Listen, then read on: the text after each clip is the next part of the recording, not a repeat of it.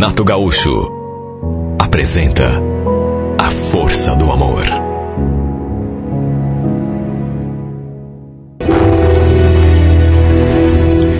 Eu conheci a Flávia quando comecei a trabalhar como porteiro naquele conjunto. Ela só usava roupa branca, de modo que antes mesmo de trocarmos as primeiras palavras, eu já desconfiava que ela trabalhasse em algum hospital. Era uma menina tão linda, mas sempre tão apressada. Passava ali pela portaria feito um foguete. Mesmo assim, aos poucos, foi me batendo aquela vontade de saber o seu nome, coisas sobre ela. O fato é que, a cada vez que a via, uma coisa acontecia dentro de mim. Até que um dia, ela parou ali na portaria para ver se tinha alguma correspondência para ela. Levei até um susto quando a vi ali do lado da porta. Boa tarde. Teria como você ver se tem alguma coisa aí para mim? Bloco 7, apartamento 20.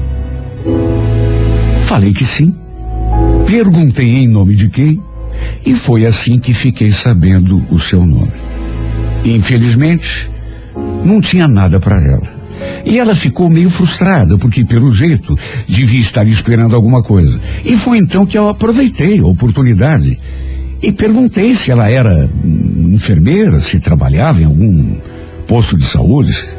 Ela disse que não, que apesar de ser técnica em enfermagem, cuidava de pessoas idosas. Aí eu brinquei.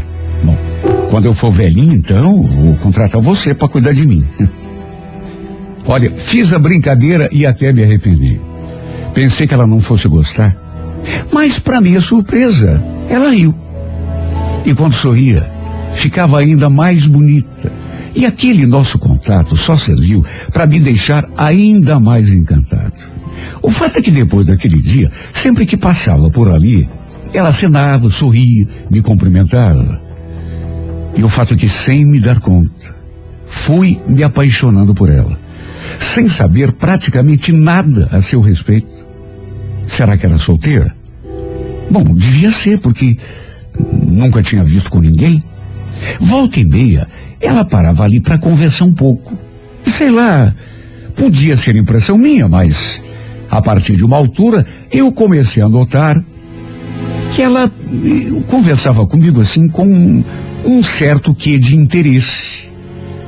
Um dia acabei deixando a timidez de lado e perguntei quem mais morava com ela ali no apartamento. E ela falou que morava com a mãe.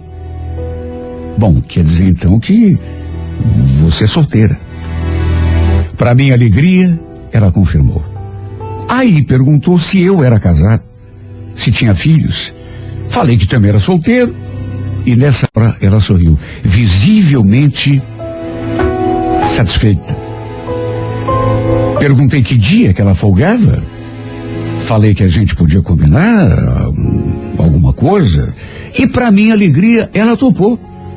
Trocamos telefones para marcar tudo direitinho. E quando ela me deu as costas e foi embora para casa, direto pro elevador, eu nem acreditei. Nessas alturas, a verdade é que eu já estava gostando dela. O problema, na verdade, foi encaixar os nossos horários, fazer os dias das nossas folgas baterem. A gente começou a trocar mensagem praticamente todos os dias. E mesmo que fosse para dar só um bom dia, uma boa noite, até que um dia aconteceu e saímos para comer uma pizza. Fazia tanto tempo que eu não tinha um encontro, de modo que foi inevitável ficar nervoso, ansioso. Foi nesse dia que trocamos o nosso primeiro beijo. Tudo ali mesmo na frente do conjunto. Foi então que eu confessei a ela que não conseguia mais tirá-la do pensamento, que tinha me encantado desde a primeira vez que a gente se viu. Ela sorriu, como se tivesse gostado, e trocamos mais um beijo apaixonado. Depois foi a vez de conhecer a sua mãe. Quer dizer, conhecer assim de vista, eu já a conhecia. Até porque ela passava ali na frente da portaria todos os dias. Mas eu não imaginava que fosse a mãe da minha amada.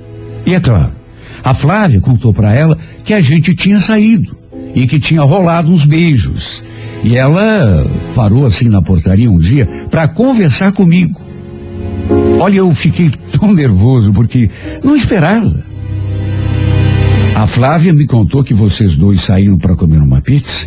Eu posso saber das tuas intenções com a minha filha? Falei a verdade. Mesmo nervoso, contei que estava gostando da Flávia de verdade. Que se dependesse de mim, a minha intenção era namorar sério.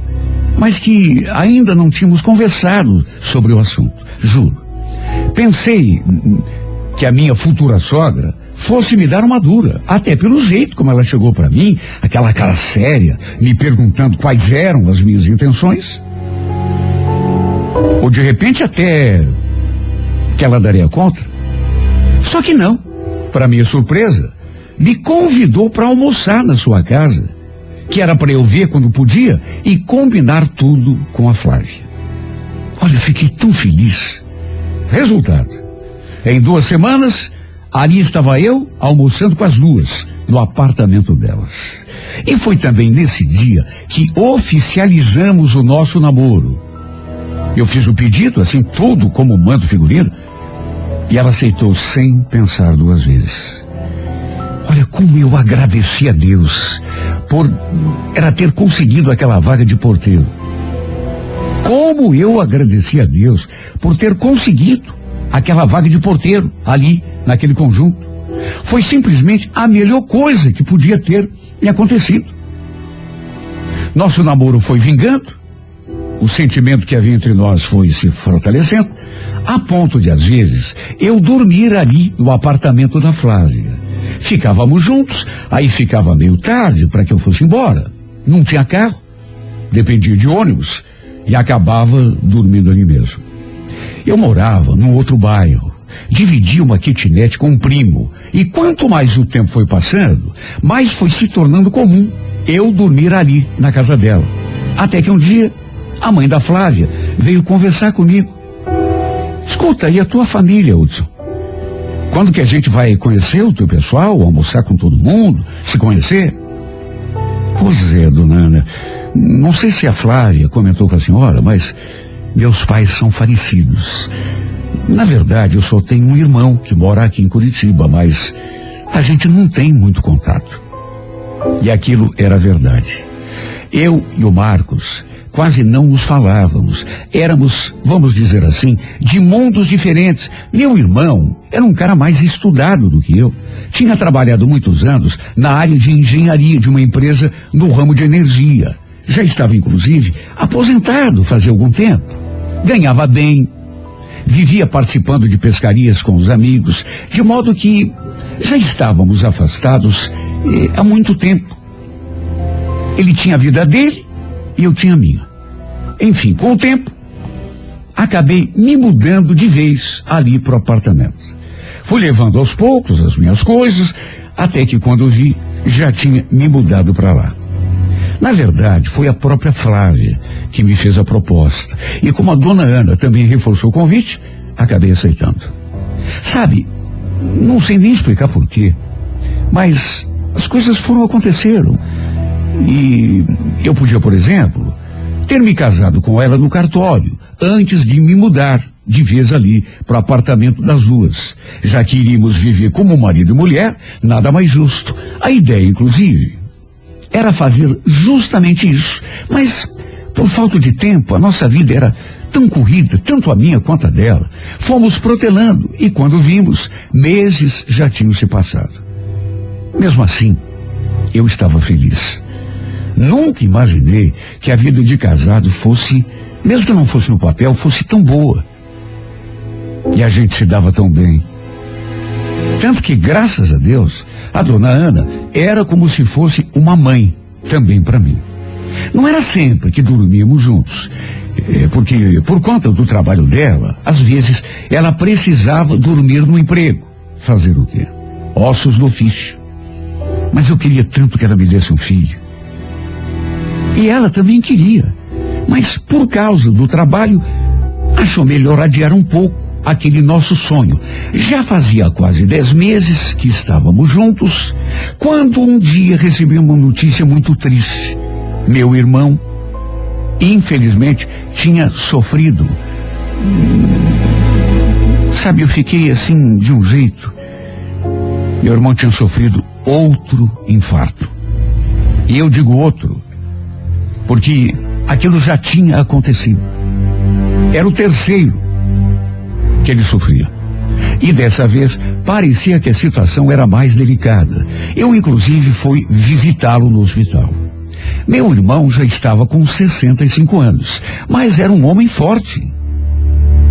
Só que mesmo assim, aquele infarto acabou o derrubando na cama. Ele teve de passar até por um procedimento, mais um. Nessas alturas, embora a gente não convivesse muito, ele já sabia da minha história com a Flávia, porque às vezes a gente conversava por telefone. Eu, inclusive, contei que ela trabalhava como enfermeira, cuidava de idosos, e sabendo disso, no meio da conversa ele falou: então, Hudson, eu vou ter de contratar uma pessoa para ficar lá em casa, por uns tempos, para cuidar de mim, pelo menos até eu ficar bom, né? Será que a tua mulher não toparia? A gente combina um salário, eu posso até pagar por semana, se for o caso. O que você acha? Bom, eu ainda não comentei, mas o meu irmão, apesar de já estar com 65 anos, continuava solteiro. Tinha vivido uns tempos com uma mulher, mas sabe, se casar mesmo, ele nunca tinha chegado. Viajava muito quando estava nativa, de modo que nunca tinha se ligado assim, de uma maneira mais definitiva, a ninguém. Família parece que não estava nos seus planos. Nem filhos ele tinha, de modo que vivia sozinho. Se bem que como eu já falei, né? Como gostava de pescar, praticamente nem parava em casa.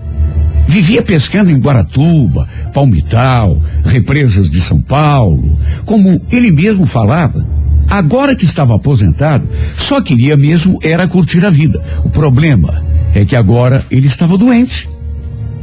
E, em consequência, estava percebendo o quanto era importante a gente ter uma família, uma esposa, quem sabe ter filho, até para poder cuidar da gente quando a gente precisa. Ele não tinha ninguém, só a mim. E agora queria que a minha esposa fosse trabalhar de enfermeira lá para ele. Eu falei que conversaria com a Flávia, mas que não podia dar certeza, até porque ela tinha também os pacientes dela, de quem ela cuidava fazia tempo. Resumindo, conversei com ela e no fim ela acabou topando. Naquele momento, tinha apenas uma senhora, de quem ele estava cuidando, assim, durante mais tempo, mas dava para passar um tempo lá na casa do meu irmão, numa boa. Essa história, inclusive, acabou fazendo eu me reaproximar do meu irmão, de quem, como eu já disse, andava afastado. Naqueles últimos dias, ele andava tão deprimido por causa da doença, do estado de saúde, com pensamentos até de morte. Olha, dava pena ouvi-lo falando daquele jeito. Eu ficava assim até preocupado quando ele falava. Mano, acho que não vou durar muito não, viu? Se eu sofrer outro infarto, acho que esse meu velho coração não vai aguentar. Várias vezes ele falou isso. Que se morresse de repente, era para que eu ficasse com tudo que ele tinha. Casa, caminhonete, barco, tudo. Inclusive um pouco de dinheiro que ele tinha do banco. Mas me dava tanto... Eu ficava me sentindo assim tão ruim quando ele falava aquelas coisas. Tanto que procurava afastar aquelas ideias da cabeça dele. Que é isso, Marcos? Para de falar bobagem, cara. Você é forte. Capaz de durar até mais do que eu. Aí ele fazia aquela cara assim, de desanimado, balançava a cabeça. A verdade é que ele parecia mesmo, a cada dia que passava, mais debilitado. Quantas vezes a Flávia teve de dormir lá? Porque ficava com medo que desse um troço nele de madrugada. Às vezes, Eu estava ali na portaria e ela me ligava para avisar.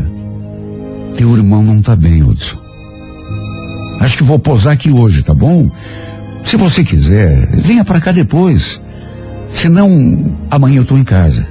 Não é bem cedo. Às vezes, eu até ia lá ficar com ela. Mas outras vezes, estava cansado, preferia não ir.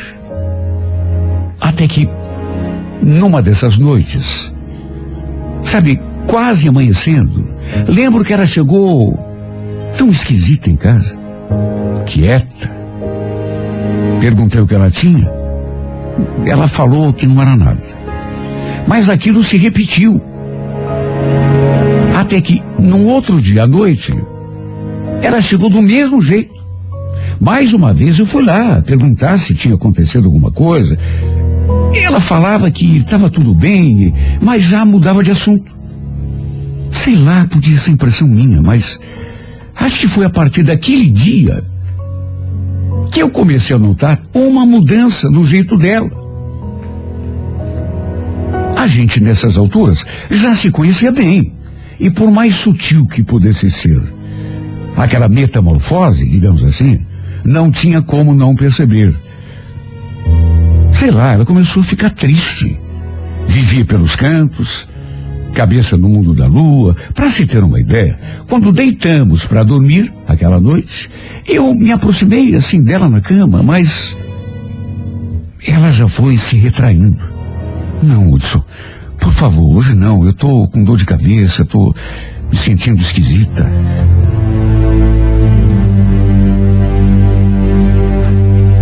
Ela nunca tinha dado aquela desculpa para não fazer amor comigo. Aliás, ela nunca tinha dado desculpa nenhuma. Podia ser impressão minha. Mas ela estava deprimida e aquilo tinha começado já fazia algumas semanas.